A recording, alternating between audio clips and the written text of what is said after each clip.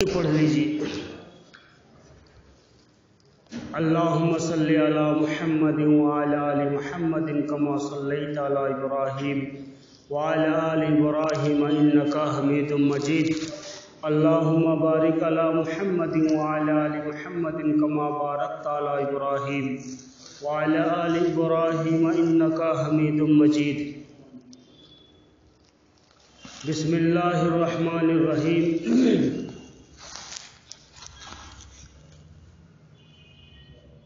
ان لکا فی النہار سبحا طویلا صدق اللہ العظیم۔ اللہ رب العالمین کا، پروردگار عالم کا بہت بڑا فضل، کرم، احسان ہوا کہ اس نے ہمیں اور آپ کو عشاء کی نماز با جماعت ادا کرنے کی توفیق نصیب فرمائی، اور تھوڑی دیر دین کی فکر، امت کا غم اور درد لے کر کے ہم سب کو یک جگہ جمع ہو کر کے اس کا موقع نصیب فرمایا۔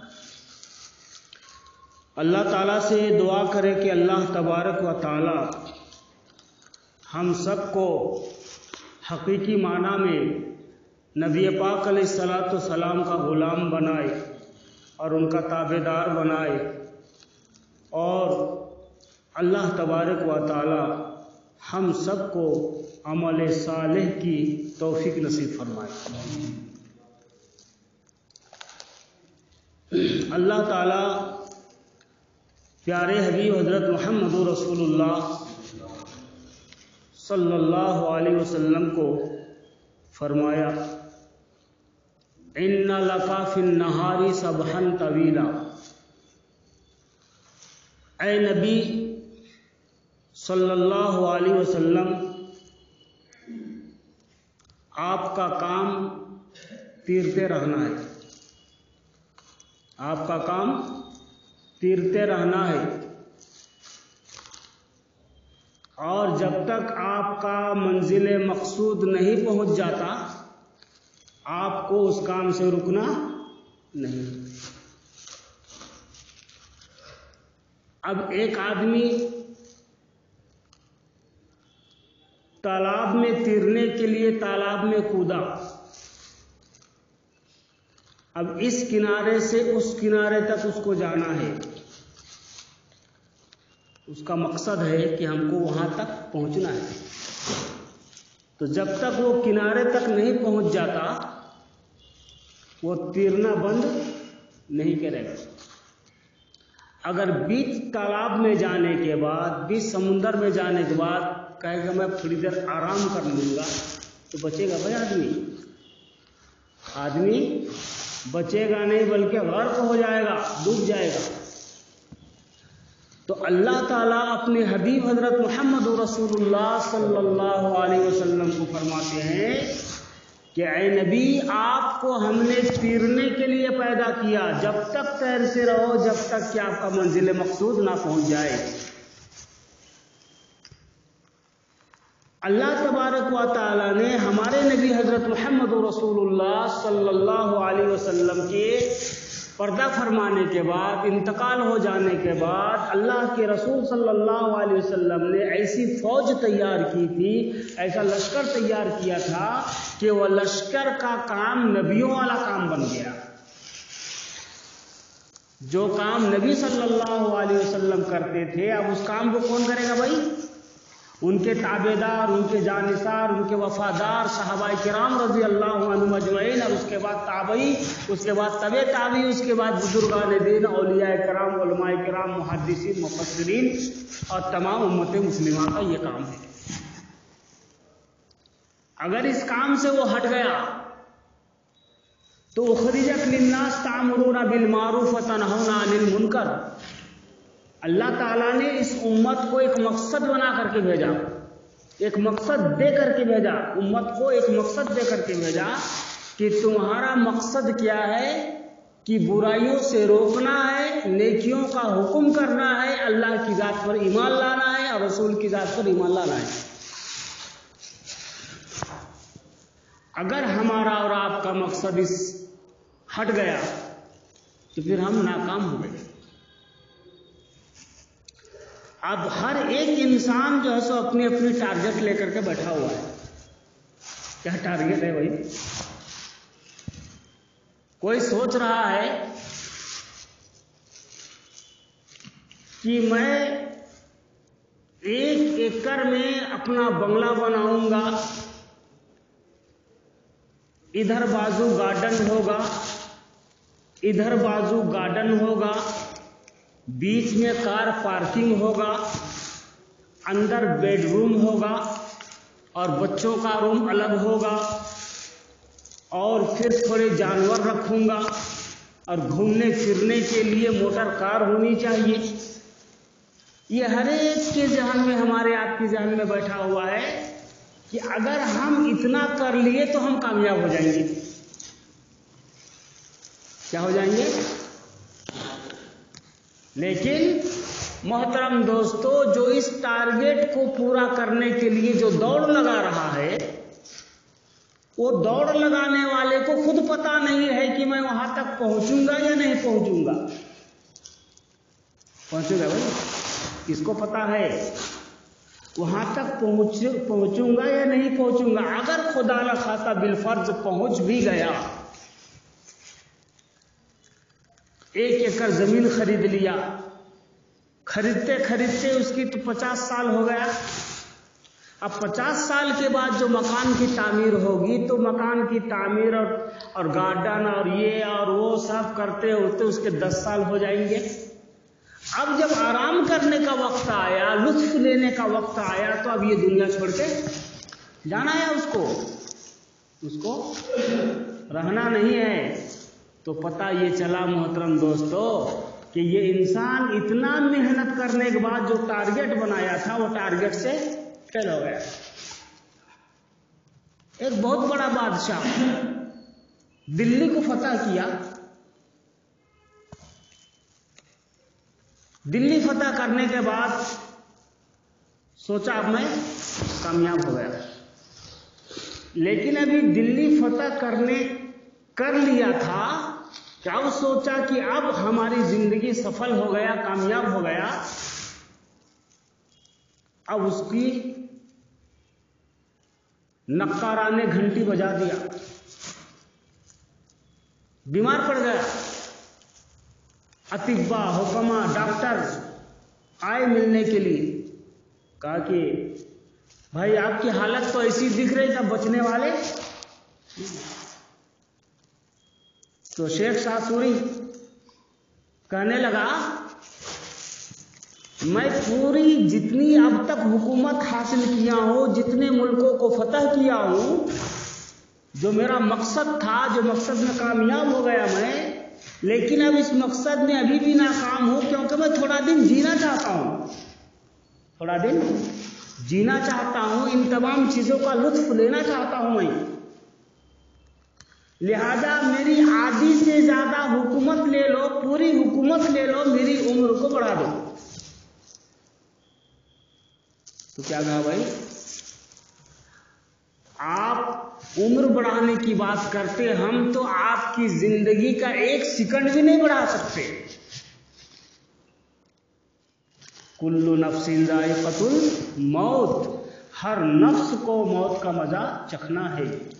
اور مومن کو اللہ تبارک و تعالیٰ نے جس طرح سے ہمارے نبیوں کو اللہ تعالیٰ نے ایک مقصد دے کر کے بھیجا تھا، رسولوں کو مقصد دے کر کے بھیجا تھا، پیغمبروں کو مقصد دے کر کے بھیجا تھا، اسی طرح کملی والے حضرت محمد رسول اللہ صلی اللہ علیہ وسلم کو اللہ تعالیٰ نے ایک مقصد دے کر کے بھیجا تھا، اور وہ مقصد آپ کا پورا ہو گیا. تو آپ صلی اللہ علیہ وسلم نے امت کو جمع کر کے فرمایا کہ اب میں تم کو جو بات بتا رہا ہوں وہ بات تم آنے والی قیامت تک آنے والی میری امتوں کو تم بتاتے رہنا، اور اس کام کو کرتے رہنا. اور جب تک تم اس کام کو کرتے رہو گے، خدا کی قسم تمہارے طرف کوئی انگلی نہیں اٹھا سکتا. آج ہم اس کام سے پیچھے ہٹ گئے. آج ہم اپنا مقصد دنیا کمانا بنا لیے. अरे जिस दुनिया के अंदर हमें 60 साल रहना है, 70 साल रहना है, उसमें भी 50 साल और 40 साल तो हम मेहनत करते करते करते ज़मीन खरीदते हैं और फिर घर बनाते बनाते 50 साल 55 साल हो जाता है। अब उसमें हम 5 साल की, 6 साल की, 1 घंटा की, 2 घंटा की रहने वाले हैं, उसके लिए इतना मेहनत, जिंदगी पूरी खत्म। और लामहदूद वाली जिंदगी जो आने वाली है मौत के बाद, जिसको कुरान के अंदर फरमाया गया, आका इनामदार हजरत मुहम्मद रसूलुल्लाह सल्लल्लाहु अलैहि वसल्लम ने फरमाया कि वो जिंदगी ऐसी मिलेगी कि उस जिंदगी के अंदर मौत नहीं है। फरमाया अबदुल आबाद की जिंदगी है माशाअल्लाह। और फरमाया एक इंसान, एक अदना ईमान वाले को जो जन्नत मिलेगा दुनिया से कितना बड़ा होगा भाई? 10 गुना बड़ा होगा, 10 गुना बड़ा होगा। तो उतना बड़ा दुनिया में अकेला इंसान क्या करेगा भाई? 10 इस दुनिया से 10 गुना बड़ा होगा। तो फरमाया नहीं, जन्नत के अंदर अल्लाह तबारक व तआला, जब इंसान इस दुनिया से जन्नत में जाएगा तो जन्नत में जाने के वक्त उसका उम्र कितना होगा भाई? 33 साल या 33-34 साल के अंदर बाहर होगा। लेकिन उसका कद कितना बड़ा होगा?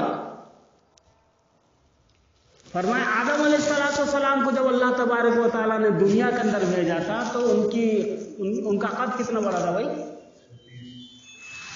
90 फीट। कितने? अब हमारा मीनार कितना फीट का है भाई? 40 फीट का या 30 फीट का। अब ये 30 और इसके ऊपर 30 और इसके ऊपर 30, 90 फीट। तो जब अल्लाह तबारक व तआला एक इंसान को इस दुनिया से 10 गुना बड़ा जन्नत देगा तो इतना बड़ा चूहा इंसान जाके क्या करेगा वहां? तो इसलिए अल्लाह तबारक व तआला इस इंसान के कद को कितना बड़ा हुआ है भाई? 90 फीट। कितने? अब उनकी बीवी का भी उम्र उसी के बराबर होगा कद, है ना। तो बेर वहां कितने बड़े बड़े मिलेंगे भाई? 1-1 किलो कितने बड़े बड़े मिलेंगे बेर। अब इतना बड़ा बेर वो खाएगा? वो इतना बड़ा इंसान, 90 फीट का इंसान, अगर उसके सामने इतना बड़ा बेर दोगे क्या कहेगा? अरे ये तो मैं कान में डाल दूंगा बोले। तो अल्लाह तबारक व तआला जिस तरह से इंसान को बनाया है उसी तरह से वहां के फल और फ्रूट को भी बनाया है, वहां का हर चीज के इंतजाम किया, हर चीज का निजाम है वहां पर।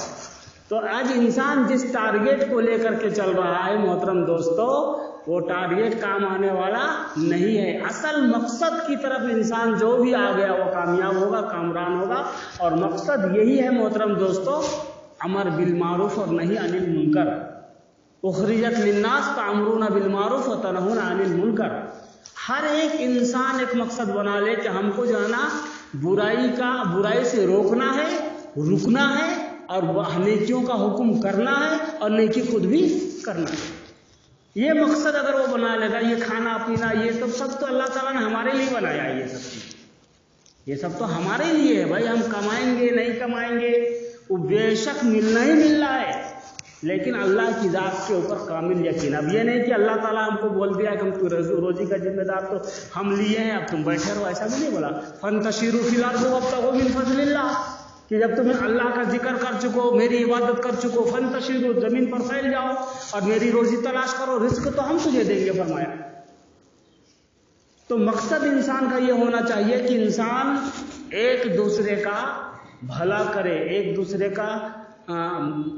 दूसरे को राह रास्त पर लाने की कोशिश करे, खुद भी राह रास्त पर चले और दूसरे को भी राह रास्त पर चलाए। तो हर इंसान का एक मकसद अल्लाह तबारक व तआला ने यह बना करके भेजा कि ऐ मेरे नबी, ऐ मेरे बंदो, जब तुम्हें जिस चीज का मैं इल्म दिया हूं उस चीज को तुम दूसरों तक पहुंचाना।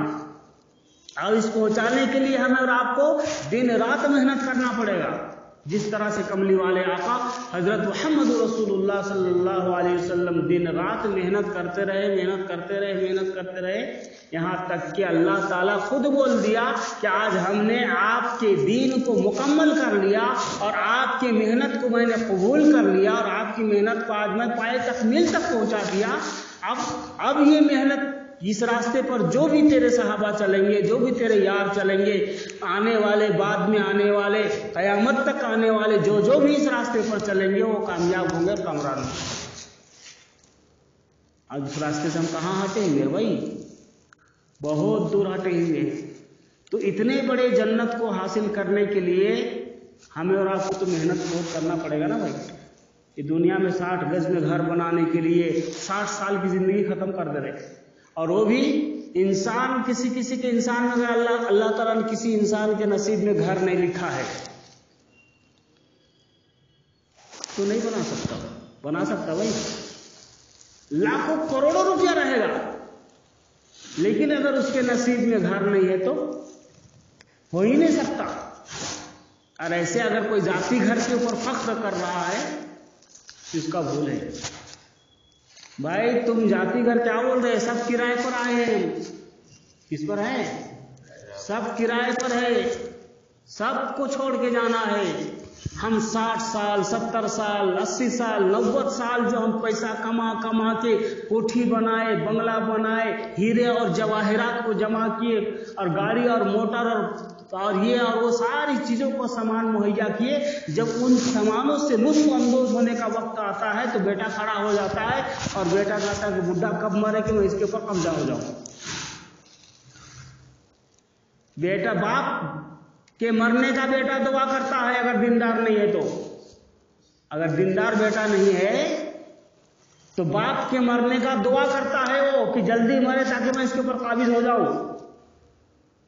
और फिर उस दौलत के ऊपर ये औलाद, ये सारे लोग जो है सो दूसरे के ऊपर ऐश और गुरूर और नाच और गाना और क्या चलता है, कोई इसको याद भी नहीं करता। बुढ़ा मर गया, कैसा कमाया, क्या तो बोलता। इतना खतरनाक ये नस्ल है, और जो दीन पर नहीं चल रहा है, जो मस्जिदों से जुड़ा हुआ नहीं है, जो उलमा से जुड़ा हुआ नहीं है। मोहतरम दोस्तों, बाप के मरने के बाद तो बाप की जायदाद को लेना चाहेगा, लेकिन बाप जिस कपड़ा को पहन करके मरा है या जिस कपड़ा को बाप पहनता था उसको पहनेगा भाई।